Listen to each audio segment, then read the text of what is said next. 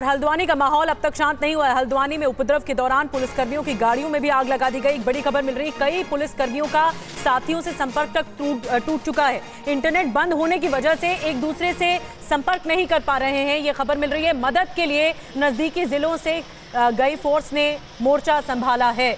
Internet बंद होने की वजह से संपर्क टूटा है और यहाँ पर बताया जा रहा है जो पुलिसकर्मी वहाँ पर मौजूद थे उस दौरान वो टीम मौजूद थी, वो टीम बिखर गई है और ये संपर्क टूट गया है। इंटरनेट बंद होने की वजह से ये दरअसल हुआ और मदद के लिए जो नज़दीकी ज़िलों से फोर्स गई उसने उसके बाद मोर्चा संभाला। हमारे सहयोगी पुनीत भी इस वक्त वहीं पर मौजूद है और वहां जिस तरीके से अभी प्रेस कॉन्फ्रेंस में भी डीएम ने ये बात दोहराई और बताया कि कैसे लोगों का घेराव करते हुए उन्हें जिंदा तक जलाने की कोशिश की गई है, पुलिस कर्मियों ने कैसे अपनी जान बचाई। हमारे सहयोगी पुनीत ने कुछ और पुलिस कर्मियों से भी बात की है, उनकी रिपोर्ट भी आपको दिखाएंगे। लेकिन इस वक्त के हालात क्या हैं? अभिजीत हमारे सहयोगी जो वो तमाम सबूत इस वक्त कैमरे पर TV9 के दिखा रहे हैं कि कैसे अचानक पथराव हुआ, पेट्रोल बॉम्ब कैसे बनाए गए और कैसे पुलिस का घेराव करते हुए हिंसा की इस पूरी साजिश की कड़ियों को पुलिस अब इन्वेस्टिगेशन के आधार पर जोड़ने की कोशिश कर रही है। इस पूरे इलाके की संभव हो तो अभिजीत कुछ और तस्वीरें दिखाएं।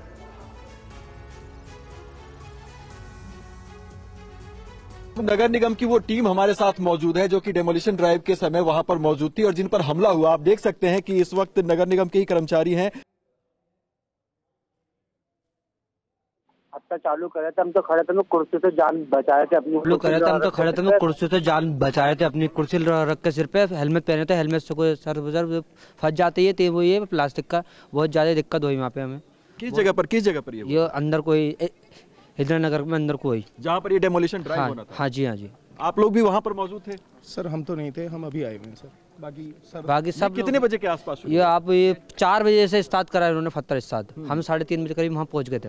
अच्छा। हाँ, इनको ऑफर दिया गया था आप लोग हटा दो इनको, अतिक्रम जैसे था इनको। बहुत दिनों से हमारा वो चल रहा था, हमने इनको आशीष सब कुछ दिया हमने, ऐसी बात नहीं, हमारी गलती कुछ नहीं है। अभी इनको दिक्कत पता नहीं क्यों होया, पता नहीं। मतलब अतिक्रमण हटाने के लिए निगम लगातार कह रहा था लेकिन कोई बात नहीं मान रहा था और जब आप लोग डेमोलिशन के लिए गए तो वहाँ पे हिंसा शुरू हो गई। इस तरह पत्थर है, छतों पे पत्थर थे, बहुत पत्थर आए यहाँ पे। बाकी तो सब भर्ती है हमारे हॉस्पिटल के, सारे लोग भर्ती है हमारे। अच्छा, बहुत लोग। आप देख सकते हैं कि आई विटनेस है उस घटना के। 4 बजे के आसपास पत्थरबाजी शुरू हुई और इनका कहना है कि 2 घंटे तक लगातार वहां पर पत्थरबाजी छतों से होती रही, जबकि लगातार उन लोगों को यह बताया जा रहा था, समझाया जा रहा था कि आप यहां से जगह को खाली कर दें, अतिक्रमण को हटा दें। और अतिक्रमण हटाने का ये ड्राइव जो है वो चलना था, कोर्ट के आदेश के बाद चलना था, लेकिन उसके बावजूद लोग मानने को तैयार नहीं थे और भीड़ ने हिंसा करने की शुरुआत कर दी। इस वक्त मैं आपको दिखा सकता हूं कि यहां पर आप देख सकते हैं कि मार्च करते हुए अर्धसैनिक बलों की जो टीम है एक वो आगे की तरफ बढ़ रही है। तो सुरक्षा व्यवस्था को यहाँ पर जो व्यवस्था बनाई गई है उसको बरकरार रखने के लिए इस तरह से यहाँ पर डिप्लॉयमेंट जो है वो धीरे धीरे लगातार बढ़ती हुई आपको दिखाई देगी। सड़क के दोनों तरफ के हालात आपको ऐसे ही दिखाई देंगे। यहाँ पर जो लोकल पुलिस है उसके अलावा अर्धसैनिक बलों की जो टुकड़ियां हैं वो भी यहाँ पर लगातार पहुंच रही हैं और उसकी संख्या भी बढ़ाई जा रही है क्योंकि जो क्षेत्र है उसमें तनाव लगातार बरकरार है। कर्फ्यू के जो हालात है उसको सख्ती से उसका पालन कराने के लिए इस वक्त ग्राउंड रिपोर्ट तो हमें दिखा ही रहे हैं और जिस तरीके से नगर निगम के अधिकारी और जो टीम वहां पर थी उनसे भी अभिजीत ने बात की, जिन्होंने बताया कि लगातार हो रही पत्थरबाजी की चपेट में वो सब भी आए। TV9 रिपोर्टर पुनीत शर्मा भी लोकेशन पर ही मौजूद है। कुछ और पुलिस कर्मियों से भी उन्होंने बात की है, आपको उनकी एक रिपोर्ट दिखाते हैं।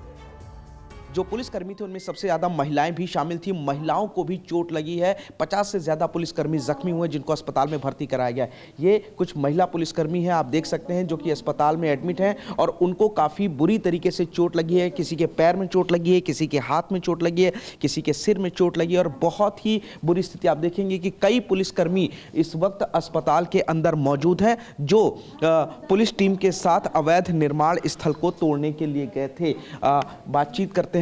मैम, आपको कहाँ कहाँ चोट लगी है, क्या हुआ था, क्या नाम है आपका? भगवती राणा है जी। मैम, सर में हेलमेट था, सर में पत्थर लगे लेकिन हेलमेट की वजह से बच गया और हाथ में लग गया ईंट। अच्छा, हाथ में भी पट्टी बंधी हुई है? पट्टी है और ईंट से मारा। ईंट से मारा। मैम, हुआ क्या था जब आप लोग अंदर घुस रहे थे तो क्या हुआ था? अचानक पत्थरबाजी क्या शुरू हुई? जब अंदर घुसे तब तो कुछ नहीं हुआ था, हल्के फुल्के पत्थर आ रहे थे। जब तोड़ के वापस आए तो गलियों में चारों तरफ से वो लोग थे और वो लोग ईंट पत्थर ही मार रहे थे। शीशे की बोतल उनसे मार रहे थे। तो आप लोग किस तरफ भागे, किधर की तरफ भागे? समझ में ही नहीं आ रहा था कहाँ को जाएं करके, गलियों में ही घूम रहे थे, गलियों से। तो सारे पुलिसकर्मी छितर बितर हो गए, जिसको जहाँ जगह मिली वो भागे? हाँ, जिसको जहाँ जगह मिली वहाँ से अपनी जान बचा कर आए। जो पत्थर मारने वाले थे कहाँ से पत्थर मार रहे थे और लगभग संख्या कितनी होगी, कुछ आपको आइडिया? लाइट तो थी नहीं, लेकिन बहुत ज़्यादा संख्या में थे वो लोग। लग रहा था कि जान चली जाएगी, बचेंगे नहीं बचेंगे? लग रहा था कि हम नहीं बचेंगे करके, लेकिन ऐसे जान बचा के गलियों से आ गए। गलियों से आए। क्या नाम है आपका? उमेश चंद सुया। उमेश जी, आप गए थे वहाँ पर, क्या हुआ, किस तरीके से चोट लगी आपको? जी हम जब गए थे तो वहाँ ठीक ठाक ही था मौसम, वो हल्का हल्का पत्थर का यूज़ कर ही रहे थे। जब हम आ रहे थे घर को तो उनने छतों से अंधेरा अंधेरा हो गया था, मेरे ख्याल से लाइट भी चली गई थी उस टाइम। वो चारों तरफ से पत्थर मारने लग गए, तो हम वहाँ पर आंसू गैस वगैरह वगैरह छोड़ी तो जो हमारे ऊपर ही आ पड़ी। तो हम गाड़ी में बैठे तो उन्होंने गाड़ी घेर घेर के गाड़ी के अंदर घुस घुस के मारा। अच्छा।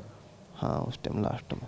तो आप लोग मतलब पत्थर जो थे छतों से ज़्यादा आ रहे थे, गलियों में से आ रहे थे? छतों से भी आ रहे थे, गलियों से भी आ रहे थे। लास्ट जो अंधेरे का समय हुआ, गाड़ियाँ फंस पड़ी आपस में, निकल नहीं पाती, आगे जाम टाइप का हो गया, तो वो नीचे उतर के गाड़ी में ही मारने लगे पत्थर उस टाइम लास्ट में। तो फिर आप कैसे भागे? हम गाड़ी से उतरे और गाड़ी से भागे, गली मलियों में भागे, कुछ वहाँ पर लोग मिल गए, फिर इधर को आ गए हम गांधीनगर साइड। गांधीनगर साइड में कुछ वाल्मीकि समाज के लोग थे, उन्होंने फिर बाहर निकलवाया वहाँ से। जब वहाँ पे फोर्स पहुँचा था तो पथराव शुरू हो गया था। तो पथराव जो उपद्रवी थे तो उनको धकेलते हुए हमने पीछे कर दिया था। लगातार पथराव जारी था, लेकिन जैसे जैसे अंधेरा होने लगा तो वो हावी होने लगे। तो लगभग चारों तरफ से पथराव जब होने लगा तो सब फोर्स वापस हो रहा था। तो लास्ट में कुछ लोगों ने फिर मुझे घेर लिया, घेर के फिर वहीं सर पे मारा, इधर मारा, मतलब पूरी बॉडी पेन कर दी है, चारों तरफ मारा। बहुत मारा था आपको? जी जी। अच्छा, तो बचे कैसे आप, किस तरीके से अपनी जान बचाई? वहाँ पे कुछ लोग अच्छे होंगे जिन्होंने मुझे उस भीड़ से हटा के एक घर पे सेव कर लिया था। लग रहा था आज बचेंगे? ना, चांस तो थे नहीं बिल्कुल। ऐसा मैं तो सोच रहा था कि आज बच नहीं पाएंगे, लेकिन कुछ लोगों ने मुझे पकड़ के वहाँ से हटा दिया था, किनारे हटा दिया था।